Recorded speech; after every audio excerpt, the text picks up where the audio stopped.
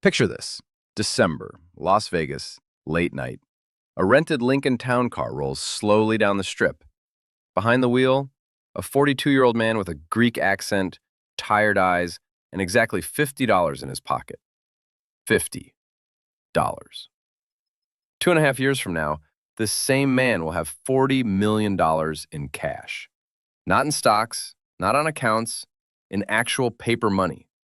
Stacked so high he'll have to carry it around in the trunk of his car, with a loaded gun on his hip, and his own brother riding shotgun as a bodyguard. He will beat every living legend of poker. He will buy out the entire highest denomination chip rack of one of the most famous casinos in Vegas. The pit bosses will personally fly in fresh chips because he's hoarding all of them. And then, in just 3 weeks, he'll lose every single dollar of it. Every last cent.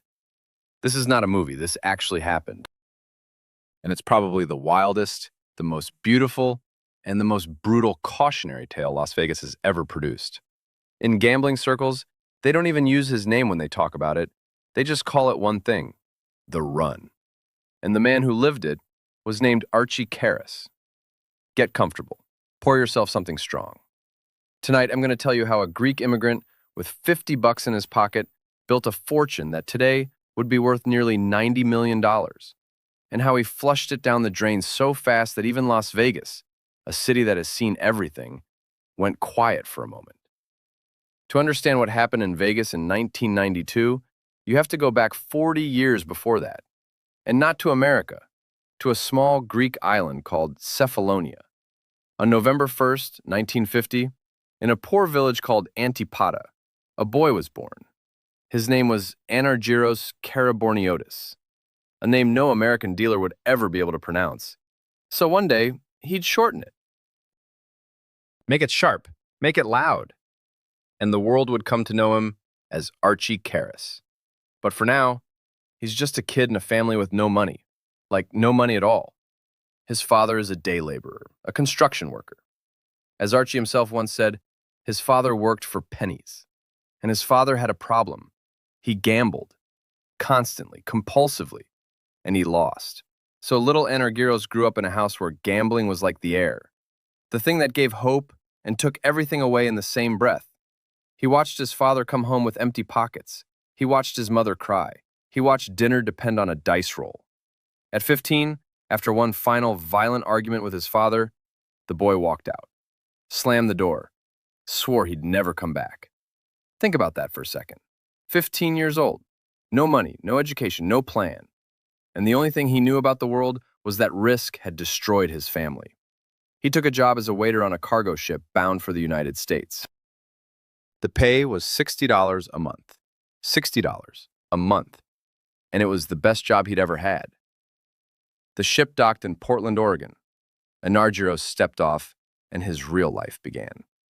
A few years later, he made his way down to Los Angeles, got a job as a waiter in a small restaurant. And here's where the first big accident of his life happens. The thing that changes everything. Right next door to that restaurant, literally next door, there was a pool hall. This kid from a Greek island with nothing better to do after his shift started playing pool for fun. And he discovered something terrifying. He had a gift. Not just a good eye, not just steady hands, a real, honest-to-God, once-in-a-generation gift. He started cleaning out the local hustlers. First for $5, then for 100, then for 1,000. And one day he did the math. He realized that one good night at the pool table earned him more than a week of carrying plates. He took off the apron, and he never put it back on. But that, my friend, was just the warm-up. Because when the pool sharks of LA stopped wanting to play him, and they did stop very quickly, he switched to the thing that would become his real obsession: poker. By the early 90s, Archie Karas had built a bankroll of $2 million. He was playing the biggest cash games in Los Angeles, the Bicycle Club, Commerce Casino, the rooms where the sharks of the sharks played. And here's where the legends finally noticed him: Doyle Brunson, Chip Reese, the two strongest cash game players on planet Earth at the time. They watched Karas play, and they came to the same conclusion. This guy is overrated. He plays too aggressive, too risky, sometimes just plain bad. They actually started giving Karas a handicap to get him into their games, spotting him chips, letting him have the better seat, because they were sure they could grind him down over time. They had no idea what they were dealing with. But that comes later. For now, Archie wins, loses, wins again, year after year, and in December of 1992, the wheel finally turns against him hard, a brutal downswing. He loses almost everything. $2 million, gone, just gone. What's left in his wallet is $50. Now, what would a normal person do? Take a deep breath, admit the mistake, find a job, slow down, rebuild, slowly, carefully. A normal person, sure, but we are not talking about a normal person. We are talking about Archie Karas. He takes the $50, walks out to a rented Lincoln town car, and he starts driving. Destination, Las Vegas. And in his head, just one thought. If I'm going to lose big. What he doesn't know, what he can't possibly know, is that at this exact moment, the most legendary winning streak in the entire history of casino gambling is about to begin. And you think it went smoothly from here? Hold on. What he did in his first 24 hours in Vegas, nobody has ever been able to repeat. Not even close. December 5th, 1992. Archie Karas pulls into the parking lot of the Mirage. The Strip, neon, the smell of cigars and money. The clinking of chips you can hear from outside the door. In his pocket, $50. On his face, the look of a man who has nothing left to lose. And right there in the lobby, the first impossible accident of the run happens. He runs into an old acquaintance, a poker player from Los Angeles, a guy who has watched Karas play many, many times, a guy who knows that whatever you say about Archie, bad player or not, he's a maniac at the table. And maniacs sometimes win big. Karas walks up to him and says, straight up, with a Greek accent and zero shame, lend me $10,000. 10 grand to a guy with $50 in his pocket. From a guy who has just been on the worst losing streak of his life. But the friend doesn't even blink. He reaches into his pocket, pulls out the cash, and hands it over. A few hours later, Karas walks back and drops $20,000 on the table in front of him. Loan repaid, with interest. 100% return in a single afternoon. How did he do it? He sat down at a 200-400 limit Raz game. That's a form of lowball poker. And he ran the 10 grand up to 30 grand in a few hours. 20 went back to his backer, 10 stayed in his pocket. And here's where Archie does the first of those completely insane things that will define his legend. Most players, after winning their stake back, would sit at that same poker table, slow, steady, build the bankroll up. Not Archie. Archie walks out of the poker room, walks past the slot machines, walks past the sports book, and he goes to a pool hall. A bar with a pool table right off East Tropicana, near the old Liberace Plaza. And there, waiting, is a man Karas knew from back in the LA hustling circuit. A wealthy, respected, deadly serious player. Karas refused, for the rest of his life, to ever say this man's real name.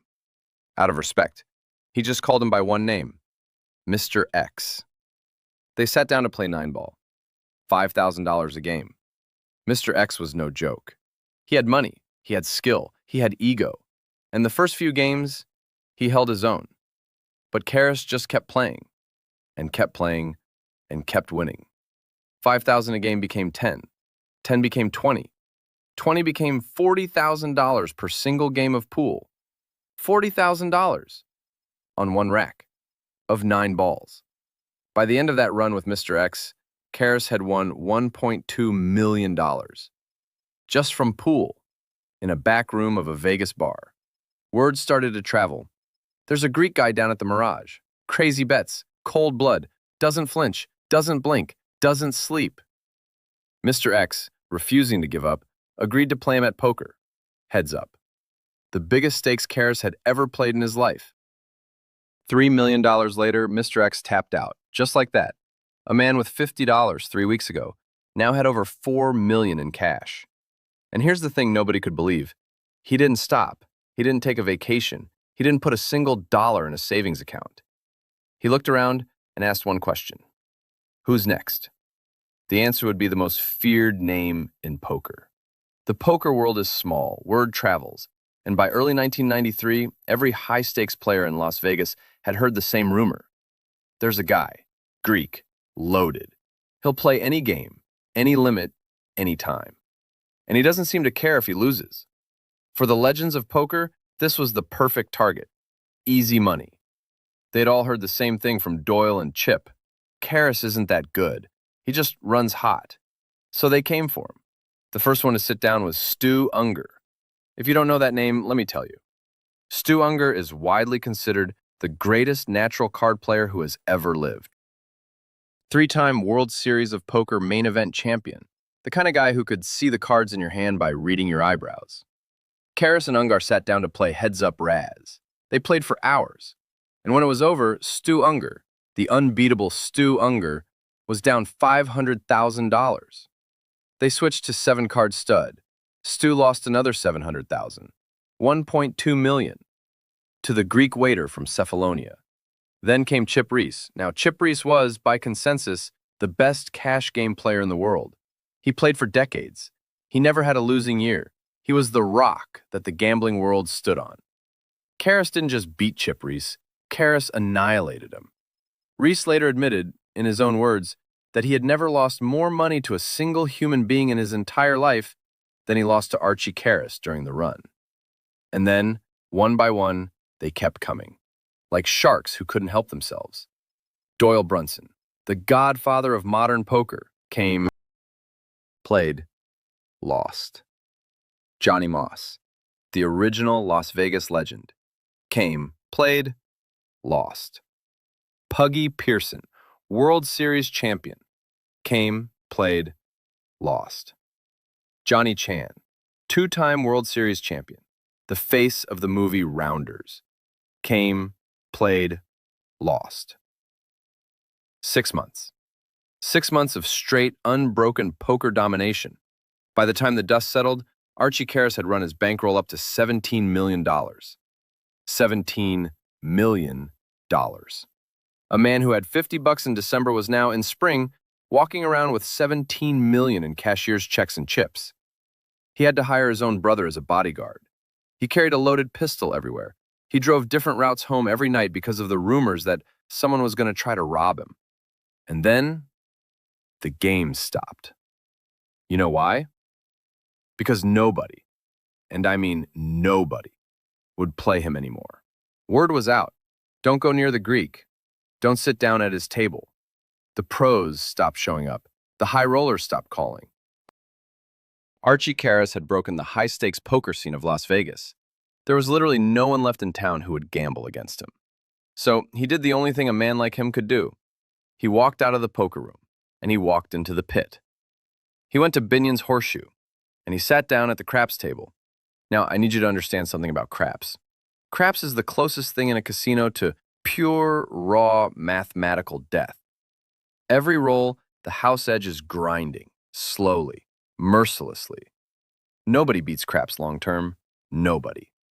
Except for 2.5 years, Archie Karas did. He bet $100,000 per pass line roll, then $200,000, then $300,000, with matching odds bets behind. The casino had to physically fly in cash from sister properties to keep his action funded. He won, and won, and won. At one point, he owned every single $5,000 chip in Binion's Horseshoe. Every one. Roughly $18 million in pure chocolate-colored chips sitting in his racks. 36 racks, each rack worth $500,000. Jack Binion himself, yes, that Binion, the legend, had to walk over to Archie and personally ask him, "Hey, can you sell some of these chips back to us? We literally don't have any to give other players." Archie sold $10 million worth back, just to be polite, kept $8 million in chips for himself. By his peak, his bankroll was roughly $40 million. $40 million from 50. In today's money, that's nearly $90 million. He had broken Las Vegas. He had broken the laws of mathematics. He had broken every legend of poker. He had broken the casino's own chip inventory. He was untouchable. He was a god. And then the first crack appeared. January 1995, 2.5 years into the most legendary winning streak in casino history, Archie Karas walks into Binion's Horseshoe like he owns the place. Because in a way, he does. The dice are still hot, the chips are still stacked, but something in the air is different. He sits down at the craps table, places his usual $300,000 bet, rolls, loses, rolls again, loses, again, loses. Now, when a man like Archie loses 3 rolls in a row at $300,000 a pop, that's $1 million in pocket change. He doesn't even feel it. He keeps playing. But the dice don't warm up. They stay ice cold. In one session, he drops $11 million. $11 million in one single session. For the first time in 2.5 years, Archie Karas feels something he had forgotten existed. He feels fear. But here's the thing about gamblers who have been on a hot streak. They don't believe in the fall. They think every loss is just a temporary blip. The luck will come back. It always comes back. So Archie goes looking for Chip Reese, the same Chip Reese he had broken back in '93. He convinces him to sit back down, and he loses $2 million to Reese in a single match. The exact $2 million Reese had originally lost to him. Reese walks away even. Archie is now down $13 million from his peak, but he still has $27 million. He's still untouchable, right? Wrong. He switches games, goes to baccarat. That's at the highest limits the casino will allow. In the next sessions, he loses $17 million at the baccarat table. $17 million at baccarat. Stop and let that sink in. 3 weeks ago, this man had $40 million. Now, in 3 weeks, he has lost $30 million. He has $12 million left. For the first time in years, Archie does something that even he didn't think he was capable of. He stops. He gets on a plane and he flies home. To Greece, back to the island of Cephalonia. Back to the village of Antipata, where he was born. He walks the same streets where he ran away from his father at 15. He sees relatives. He breathes the air. He tries, for a few weeks, to convince himself he can be a normal man. For a few weeks, Las Vegas is far away. $12 million. He could buy a yacht, open a restaurant chain, set up his family for 3 generations. He could literally never have to work or gamble another day in his life. But Las Vegas, for some men, is not a place. It's a disease. And the disease called. Within weeks, Archie Karas was back in his rented Lincoln, driving back into the desert. Back to the neon. Back to the cage at Binion's. And what happened next? The dealers at the Horseshoe still talk about. Quietly, like a ghost story. In less than a month, betting $300,000 a hand at baccarat and craps, Archie Karas burned through $11 million. He had $1 million left. $1 million out of 40. And here's the part that breaks your heart. Because even with $1 million left, he still had a chance. He still could have walked away. Instead, he walked into the Bicycle Club in Bell Gardens, California. The same card room where, a few years earlier, he had lost almost everything. And where he had decided to drive to Vegas with $50, full circle. Waiting for him at the Bicycle was Johnny Chan, 2-time World Series champion, the man who had beaten everyone except Karas. This time, Chan was backed financially by another poker legend, Lyle Berman. The plan was to take turns playing Archie, wear him down. The match was a $1 million freeze-out, winner takes all. And here's what I love about this story. Archie Karas, with his last $1 million on the line against 2 of the greatest players in the world, looked at them both and said one thing: I want to play both of you. I think Chan is the better player, but playing 2 of you instead of just 1, that's more fun. He played them both, and he won. He doubled his money. He had $2 million again. He could feel the wheel turning back. The Greek god of gambling was rising once more, and in just a few days, he lost it all at dice and baccarat. Every penny, $40 million, gone. It would be nice if the story ended there, with a clean tragedy. The hero rises, the hero falls, the curtain comes down. But real life, my friend, doesn't work like that. Archie Karas tried. God, he tried. Less than a year after losing it all, he sat down at the Desert Inn with $40,000. He ran it up to $1 million. He went back to the Horseshoe, won another 4 million, and lost it all the next day. Years later, at a small casino called Gold Strike, 32 miles outside Vegas, he walked in with $1,800, lost $1,600 of it, sat down to eat, came back with $200 left in his pocket, started playing again, and the bursts kept happening, smaller and smaller. The fire was dying. Archie himself once said something that, when you really think about it, is the entire key to who he was. He said money means nothing to him. He said the things he wants, money can't buy: freedom, love, happiness, health, especially health. That's why he had no fear. That's why he was a great gambler. But the man who has no fear of losing eventually loses everything.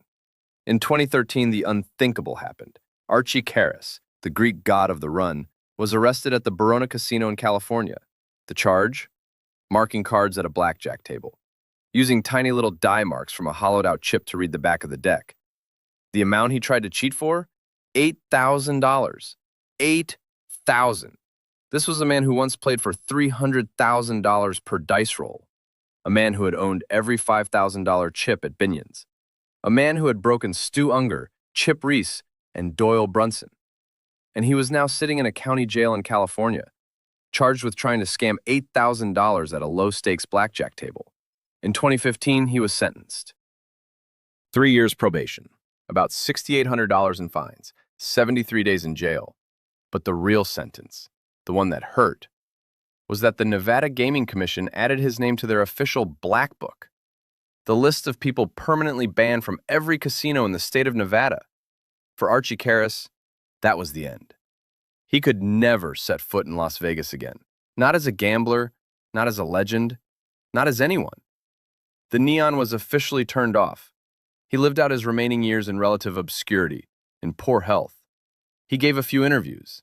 He told his story over and over, always with the same calm voice, the same Greek accent, the same look in his eyes, like a man who had seen the top of the mountain and the bottom of the ocean and never quite came back from either one.